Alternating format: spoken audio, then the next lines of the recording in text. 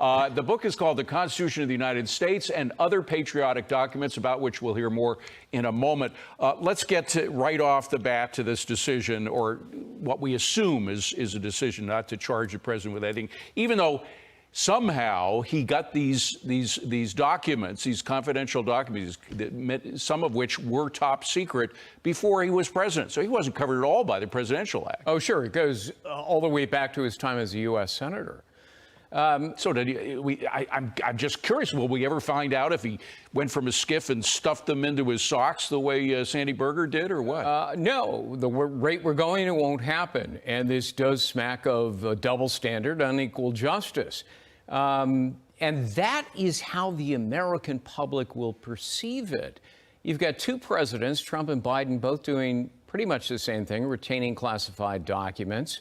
One gets charged, the other doesn't. Yes, there are differences between the two cases, but try to explain that to the American voter who's already convinced that Trump is the victim of politically driven prosecution and Joe Biden is the beneficiary of a protection racket run by his Department of Justice and the FBI. And again, a lot of these local prosecutors, the one down in Atlanta and the one here in New York, one doesn't have high expectations that there'd be much more than a kangaroo trial, considering the fact that the prosecutors went out on a limb saying, we're going to get this guy, Trump, and they didn't even have any charges to begin with. But this was a special prosecutor, right? Mr. Hur, who a lot of people expected a little more from, but it looks like he's in the bag. He worked for Rod Rosenstein, so that told me a lot. Rosenstein tried to drive Trump from office when he was at the Department of Justice. So I had no expectations whatsoever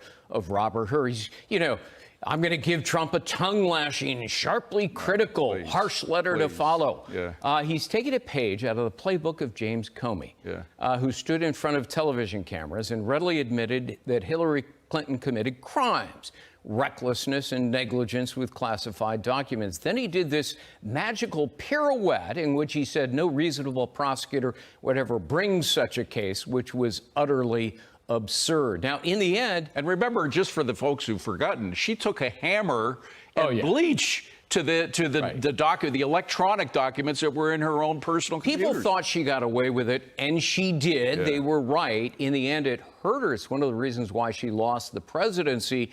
So Joe Biden may escape legally, but politically, I think this is going to damage him. Okay, well, there are some issues other than how he got the documents in the first place before he was president, how he got them out of the skiff or wherever he first saw them. There is a strong potential that individuals who are either in the Biden household, and I'm speaking specifically of one Hunter Biden, who had all kinds of interests in classified documents relating to Ukraine, relating to China, not to mention the Biden Center itself at the University of Pennsylvania, which Chinese nationals had access to, apparently, and could also, we'll never know whether individuals who were using those documents for criminal means ever had a look at them. Congress apparently has some evidence that the documents may well relate to the very countries over which Joe Biden was exercising influence, and his son and family members were accepting tens of millions of dollars from those same countries: China, Ukraine, Russia, Kazakhstan, Romania. Was national security put at risk? Those are some of the questions Congress in the impeachment inquiry wants to get at, but they can't enforce their subpoenas of James Biden and Hunter Biden. Only Joe Biden's Department of Justice can do that, and Merrick Garland will never do it. So meanwhile, we have Special Counsel David Weiss, who has spent over 5 years doing not much of anything with a pretty slam shut case against Hunter Biden, at least on the gun charge and other things. Now he claims that he's going to be going after Hunter Biden in California. Do you have any expectations or hopes that he's going to do anything other than what he did for the previous 5 years? No, zero. I mean, this is the guy who tore up an agreement to file 6 serious charges against Hunter Biden. He concocted the sweetheart deal to give him immunity and no jail time. It imploded, and he was forced by a federal judge to bring the gun charge. And I think Congress has uncovered so much incriminating evidence, they've forced him to convene this grand jury but I suspect it's a charade because it's secret. And if a prosecutor like Weiss wants to present a lackluster, apathetic case with feeble evidence and either not make a recommendation to the grand jury on indictment or to argue against an indictment, he can do that. So this strikes me as a farce, window dressing. I hope I'm wrong. We'll wait and see. So you have prosecutors ignoring real crimes and other prosecutors, for the same political reason, making up crimes that don't relate, like a fraud charge in New York against former President Trump, in which there were no victims whatsoever. Yeah, absolutely. I mean, it's an extraordinary. It's not only two-tiered in one; it's two-tiered in both directions. Right, and you know, in my book, I've got the writings of John Adams among 65 other patriotic documents.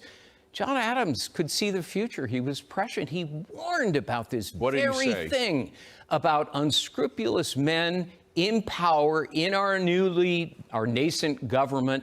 If left unchecked, would become, in his words, ravenous beasts of prey that would undermine our freedoms and democracy. He was right. We've seen that with the Department of Justice, the FBI, intelligence agencies, unelected bureaucrats weaponizing their authority to go after people, the Russia hoax, for purely political reasons. And, you know, Law and Order, we used to have a show called Law and Order on TV.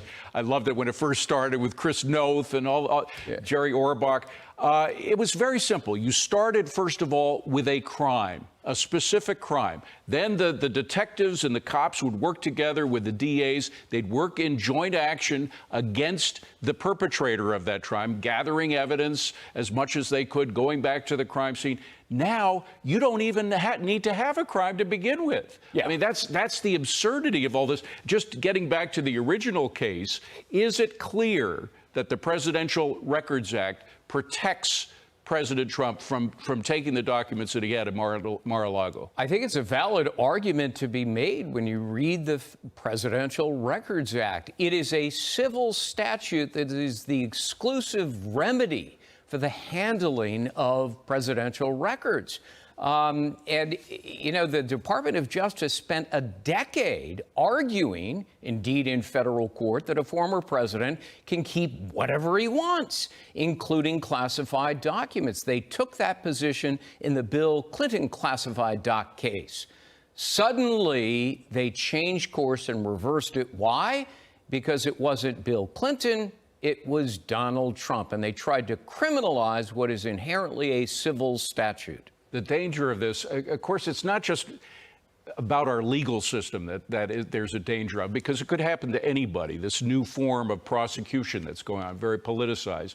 But it also affects the economy. I used to cover Latin America. Every economist I went to, when I said, what's the problem with Chile? What's the problem with Mexico? Why can't you get yourself? Because we don't have rule of law. We don't have blind justice. Without blind justice, without protection for property rights, et cetera, you lose the whole ball game. The economy's finished. Everybody is at the mercy of political favors of those in government. Equal justice under law is engraved on the pediment of the U.S. Supreme Court. It is an ideal that has been forgotten and abused. And the details of that are in this book, which I call the Catechism of the United States. Thank you very much. This has not only the documents, but also the great sayings of the patriots, speeches, et cetera, that add to those elements that used to be the cornerstones of our legal system. It is a tribute to the many patriots who made America this luminous beacon of liberty, prosperity, and justice, the envy of the world. You will see 65 of the most important patriotic documents, galvanizing ideas, inspiring words that shaped America. And buy two and give one to your children's teacher or an educator near you. Lord knows. Because that's our where it's needed education most. system doesn't teach this anymore. Gregg Jarrett, thank you very much for being here. Pick up Gregg's new book. It's called The Constitution of the United States and Other Patriotic Documents. It's something you want to have with you very often these days as we're having this crisis that we're in the middle of. Thank you, Thanks, Gregg. sir.